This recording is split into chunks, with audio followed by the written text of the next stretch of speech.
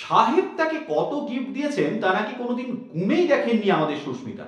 এমনকি কোন গিফটটা সাহেব প্রথম দিয়েছেন সেটাও এখন ঠিক মনে করতে পারেন না আমাদের কথা। এর থেকেই বুঝে নেওয়া যায় গিফট দেওয়া নেওয়ার পর্বটা ঠিক কতদিন ধরে চলছে।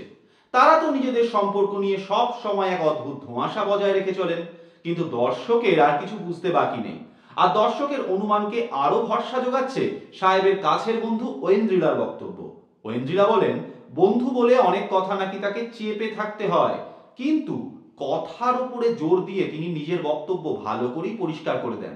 সম্প্রতি সুস্মিতাকে ক্যান্ডেল গিফট করেছেন সাহেব।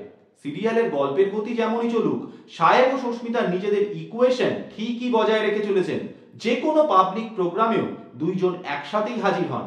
অন্যদিকে মিউজিক শো বা অ্যাওয়ার্ড শোতে গেলেও সব সময় দেখা যায় ভিড়ের থেকে সুস্মিতাকে আগলে রেখে দিয়েছেন সাহেব। পাশাপাশি বসে খুব ঘনিষ্ঠভাবে কথাও বলতে দেখা যায় তাদের। বোঝাই যায় সেগুলো রিল দুনিয়ার নয়, ব্যক্তিগত জীবনের নানান কথা।